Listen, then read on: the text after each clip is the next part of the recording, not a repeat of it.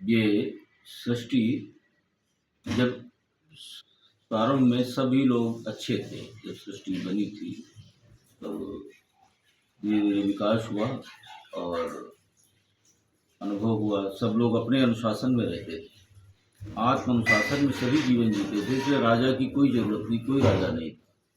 लेकिन बाद में कालांतर में जब लोग थोड़ा गड़बड़ करने लगे तो राजा की आवश्यकता हुई, तो मनु को राजा बनाने के लिए प्रेरित किया। वो राजा बनना नहीं चाहते थे, लेकिन समझाया गया कि जब व्यवस्था हमारी सिस्टम अच्छा हो जाएगा, राजा इसलिए नहीं बनना चाहते थे कि लोगों को दंड देना पड़ेगा, लोगों को मारना पड़ेगा तो पाप लगेगा। तब उनको ज्ञान दिया गया कि जो ये सिस्टम अच्छा चल पड़ेगा, ये जो गलत लोग हैं, अच्छे को सज्जन को जो प्रताड़ित करते हैं, वो प्रताड़ित नहीं करेंगे। जब तुम दंड दोगे तो उसका जो सज्जनों की रक्षा होगी, उसका पुण्य भी तुमको मिलेगा। इसलिए राजा बनने की परंपरा प्रारंभ हुई और ये सृष्टि शुभारंभ हुई। तो ये गीता में श्री कृष्ण भगवान ने उसी आत्म अनुशासन के बारे में बताया है।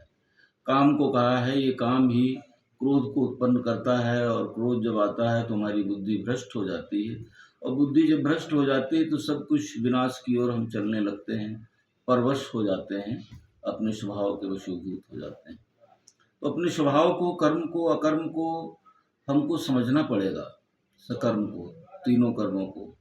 अब ये वही समझ सकता है जिसके पास ज्ञान की दृष्टि हो, दिव्य दृष्टि हो, और दिव्य दृष्टि उसी के पास होती है जो अपने मन को आत्मा में नियोजित कर दे, आत्म दर्शन कर ले, वो उसी के पास होगा। इसलिए श्री कृष्ण भगवान ने कहा है कि अपने को अनुशासन में, आत्म अनुशासन में रखो। ये संसार एक भ्रम है, वो भ्रम से बाहर निकलने के लिए अपने आत्मा के अनुशासन में रखो।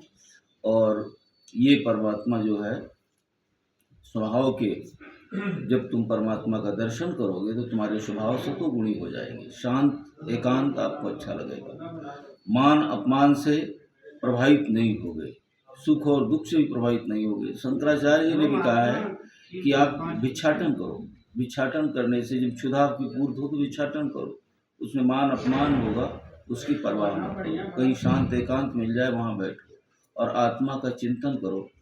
पहले ये हमारे देवी देवता हैं, देवी देवता भी ये सृष्टि का संचालन करते हैं, क्योंकि सभी तो आत्मज्ञानी हो नहीं सकते। इसलिए और भी जो संसार के लोग हैं, उनकी मनोकामनाएं पूर्ण करना, उनको आशीर्वाद देना, ये देवी देवता सब करते हैं, जिससे लोगों की आस्था बढ़ती है।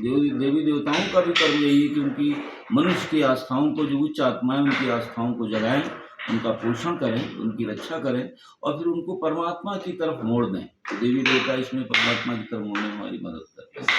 इसलिए तो नमस्कार।